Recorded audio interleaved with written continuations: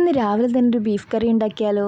അപ്പോൾ ആദ്യം തന്നെ നമുക്ക് ഓയിൽ ചൂടാകുമ്പോൾ അതിലേക്ക് പട്ട, ഗ്രാമ്പു തുടങ്ങിയ സ്പൈസസ് ഇടാം. അതിനുശേഷം ഉള്ളി ഇട്ടിട്ട് ഇതേപോലെ ഒന്ന് വഴറ്റിയെടുക്കുക. ജസ്റ്റ് ഒന്ന് ചൂടായി കഴിഞ്ഞാൽ തന്നെ നമുക്ക് ഇഞ്ചി വെളുത്തുള്ളി ചതച്ചതും പച്ചമുളക് കൂടി ആഡ് ചെയ്തിട്ട് ഒന്ന് വഴറ്റിയെടുക്കാം. നെക്സ്റ്റ് നമുക്ക് തക്കാളി ഇട്ട് കൊടുക്കാം. രാവിലെ ഉണ്ടാക്കുന്നത് കൊണ്ട് തന്നെ വളരെ ഈസി ആയിട്ടാണ് ഉണ്ടാക്കുന്നത്. നെക്സ്റ്റ് നമുക്ക് ആവശ്യമുള്ള അത്ര ബീഫ് ഇതിലേക്ക് ഇടാം. അടുത്തതായി നമുക്ക് മുളക് പൊടി ഇടാം. എൻ്റെ മുളക് പൊടിയിൽ തന്നെ മഞ്ഞളും മല്ലിയും ഒക്കെ മിക്സായ മുളകാണ് കേട്ടോ. ഇനി ഇതിലേക്ക് ഗരം മസാല കൂടി ആഡ് ചെയ്യാം.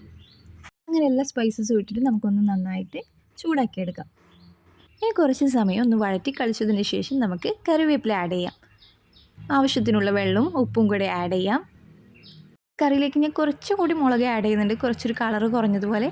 അപ്പോൾ തന്നെ ഉപ്പും കൂടി ആഡ് ചെയ്തിട്ടുണ്ട്. അങ്ങനെ നമ്മൾ കുക്കർ അടച്ചിട്ട് വേവാൻ വെക്കാം.